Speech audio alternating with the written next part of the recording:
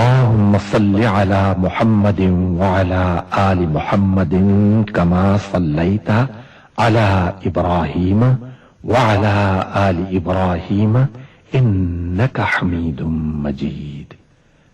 اللهم بارك على محمد وعلى آل محمد كما باركت على إبراهيم وعلى آل إبراهيم إنك حميد مجيد.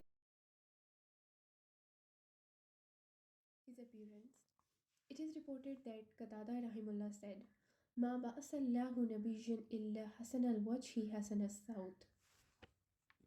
Allah never sent a prophet except that they were characterized with a beautiful face and voice.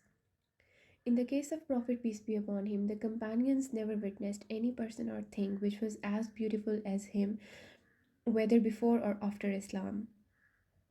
While it is true that many people can have a beautiful external appearance but be blemished with bad character traits, the case of Prophet peace be upon him was completely different. This was because while his physical composition was of utmost beauty, his internal character traits, which Allah praised him for, were in fact even more beautiful. Abdullah ibn Rawah Raziyallahu anhu once described the presence of Prophet in a vivid manner by saying, if the Prophet did not say anything and had nothing except his presence, you would still be able to discern a divine beauty within him. This we come across many stories where people would embrace Islam just by looking at Prophet peace be upon him. For instance, Abdullah ibn Salam radiallahu anha presided as the head Rabbi of Medina before the Prophet migrated to the city. Upon the Prophet's arrival, he went out to see him in person. He did not have to even listen to the Prophet's speech to know his truthfulness and sincerity. For as he stated, I looked at his face and I knew that this is not the face of a liar. The Prophet's physical attributes are outlined in elaborate detail in Shama'il genre, which refers to the corpus of works that study the description of the Prophet, peace be upon him. Within the reports related to this field, it is common to find hadiths which describe the beauty of Prophet as even more beautiful than the moon. In one hadith, in this regard, states, كان رسول الله صلى الله عليه وسلم فخما مفخما يتلالأ وجهه تلالؤ القمر ليلة البدر. The Prophet, peace be upon him, had an awe-inspiring appearance. His face was more radiant and beautiful than the full moon on the darkest of nights. One can appreciate the full force of this report once they realize how awesome and awe-inspiring the full moon appears in the desert climate. Furthermore, one is also amazed when reading the following report of Anas ibn Malik, who stated, one night I tried to compare the moon with the face of Prophet peace be upon him and asked myself which one of the two is more radiant. Upon reflection, I came to the realization that the face of Prophet peace be upon him is more radiant and beautiful than the full moon in the desert. This is despite the fact that the full moon is not just immensely beautiful, but it is also fully captivating.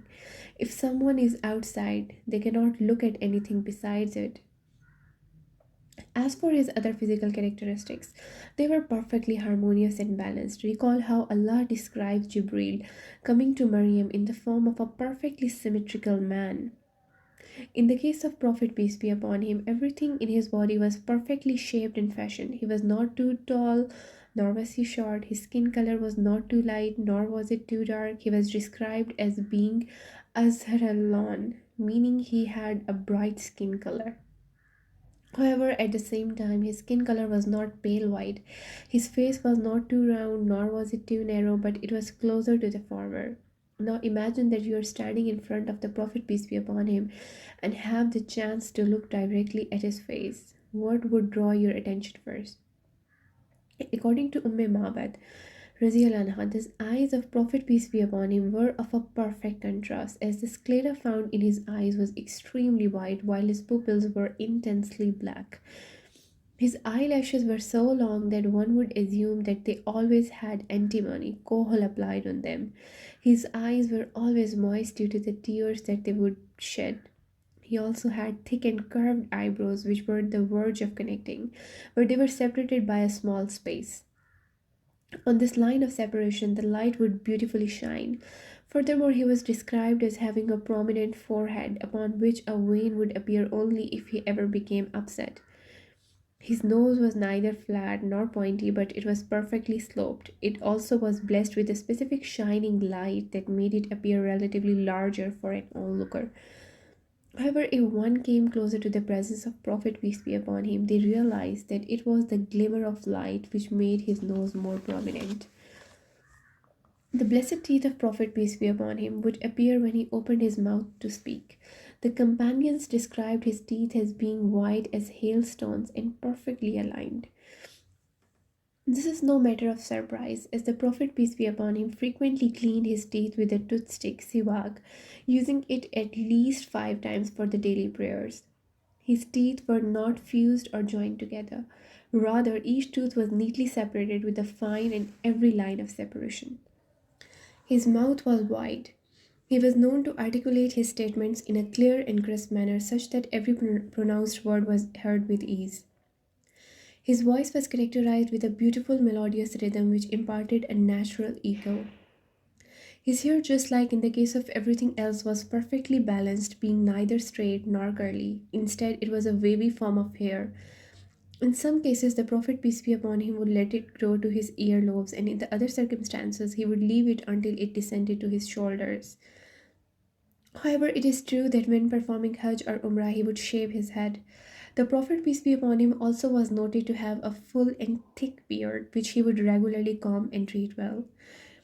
Throughout most of his life, the hairs of his beard were fully black. After his death, the companions only found a low range of 14 to 20 gray hairs in both his head and beard.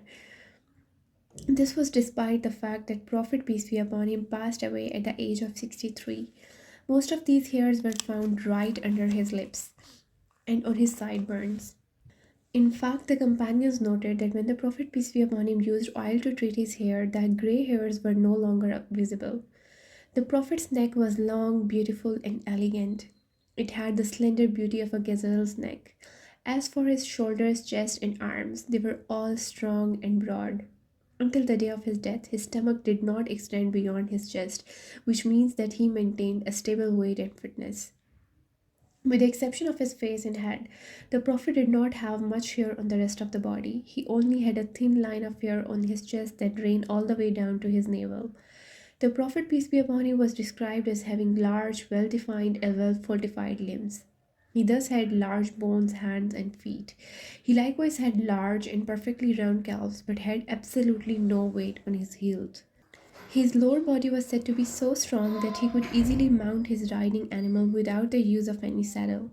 This is why one will find Al Hassan being described as resembling the Prophet in his upper body, meaning in terms of beauty.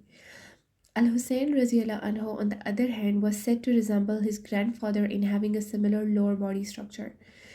This is because Al Hussein radiallahu anhu was a powerful and formidable warrior. Despite the size and strength of his limbs, Anas ibn Malik said that the Prophet limbs were smoother than silk and water would slither slightly off them.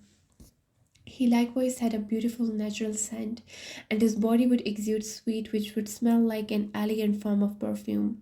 Those who shook his hand testified that the pleasant smell from it would remain on their own hands for days. Even his blessed mouth exuded a pleasant breath. Anyone who saw him from afar would testify how his appearance would strike and captivate them. If he came close to someone, his beauty was so overwhelming that a person could not stare at him directly. Al-Bara narrated that one night he saw the Prophet, peace be upon him, who was on this particular occasion wearing a red Yemeni garment, hulla. After seeing the Prophet, peace be upon him, in this dress, Al-Bara said, I have never seen a sight more beautiful than the Prophet, peace be upon him, on that night. On a similar note, Abu Huraira said, whenever I saw the Prophet, peace be upon him, his body was so perfectly set that it was as if he was molded in silver. Without any doubt, the most famous thing about Prophet, peace be upon him, was his smile. He was known to always have a smile on his face, regardless of whether he was in a state of happiness or sadness. Regarding this matter, Ka'b ibn Malik said, when he was in a happy mood, his face would become even more radiant.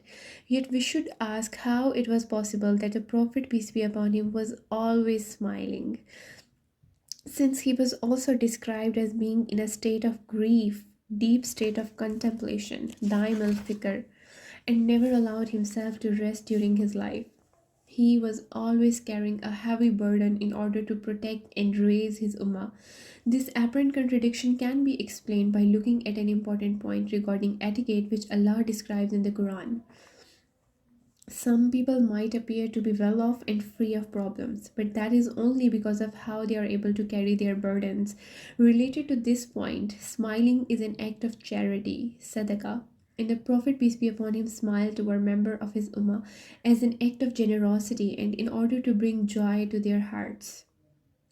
But at the same time, he would intensely weep to his Lord and pray for the joy and success of this ummah. Thus, the Prophet combined two great qualities which indicated his intense love for his ummah. There was no man that smiled more for his ummah than the Prophet, peace be upon him, and at the same time, there was no person who cried more for this ummah than the Prophet, peace be upon him, sallallahu alaihi wasallam. اللهم صل على محمد وعلى آل محمد كما صليت على إبراهيم وعلى آل إبراهيم إنك حميد مجيد. اللهم بارك على محمد وعلى آل محمد كما باركت على إبراهيم وعلى آل إبراهيم إنك حميد مجيد.